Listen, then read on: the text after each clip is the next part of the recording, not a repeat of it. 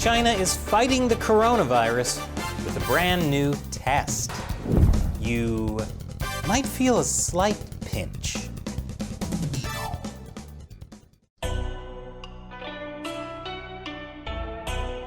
Welcome to China Uncensored. I'm Chris Chappell. China has a new coronavirus test, and it's a real pain in the butt. Now, I don't want to taint your view of China's anal swab test. Some Chinese experts claim it's way more effective.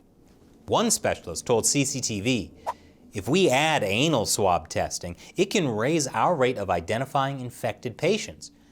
But of course, considering that collecting anal swabs is not as convenient as throat swabs, at the moment only key groups, such as those in quarantine, receive both.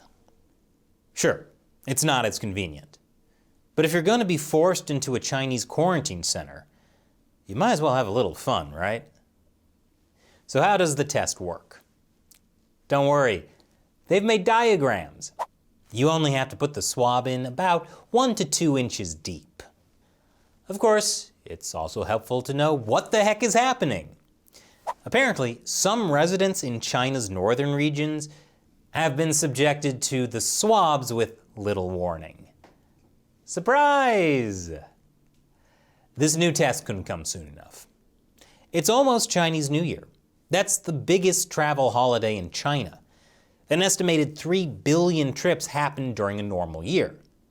That's not good during a pandemic. Already, more than 22 million people are under lockdown. And so, more than 1,000 school children and teachers in Beijing were given anal, throat, and nose swabs last week. I hope not all at once. On the plus side, I can't wait for the next New York Times article praising how well China is handling the pandemic. Those reporters can be the first ones to try out the test in America. Of course, one expert told Bloomberg, "I don't understand why Beijing added anal swabs." Well, they don't call it a communist party for nothing.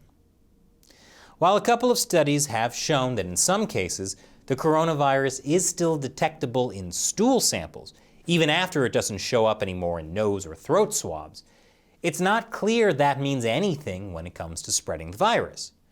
There's no evidence that virus transmission is any more common among patients who test positive in the anus area. All I know is I do not envy the scientists who have to run that study. China doesn't have any nationwide policy about the anal swab. So that leaves its use in the hands of overzealous local officials who will implement any policies that might stamp out the coronavirus, or even policies that just make it look like they're stamping out the coronavirus. No one wants to be in charge of the next Wuhan.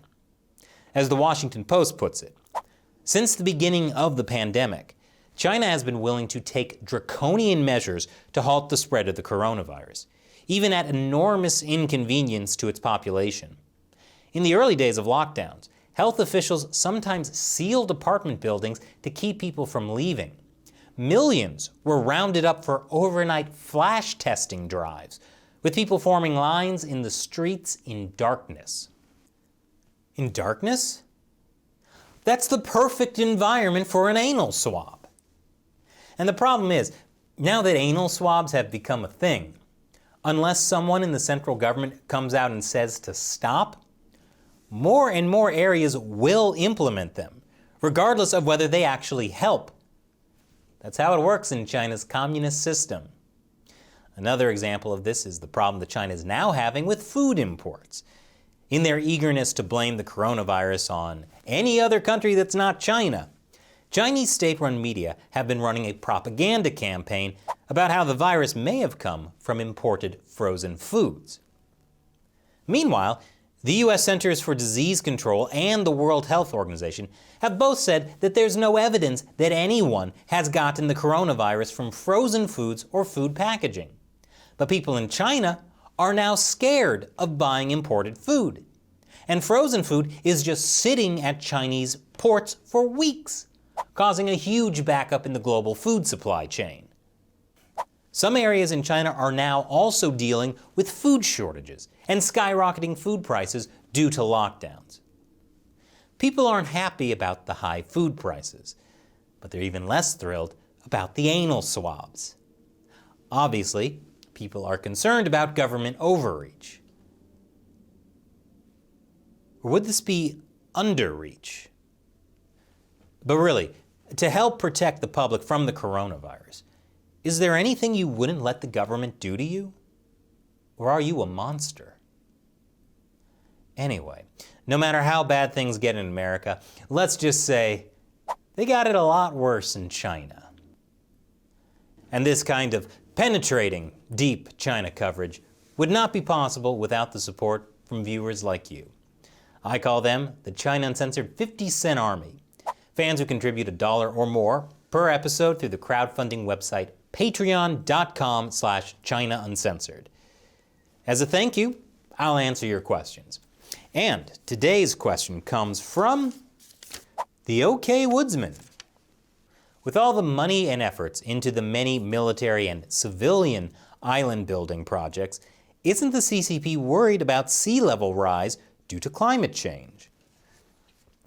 Now that's a good question. If you don't know, China is aggressively expanding its territory in the South China Sea. They've built artificial islands and then call them Chinese territory. How do they get away with that? Well, first, they militarize them. And then they have Chinese citizens move in. For example, Sansha City, built back in 2012 on the Paracel Islands. It now has a population of almost 2,000 people. But, as you say, OK Woodsman, what if the ocean levels rise because of climate change, helped along by the insane number of coal plants China has? Well, that's why China is also building secret villages along the China-India border. Those are way up in the Himalayan mountains. So you see, the Chinese Communist Party has plans for any contingency. That's why they hate to be the butt of jokes. Thanks for your question, OK Woodsman. And thank you for watching. Once again, I'm Chris Chappell. See you next time.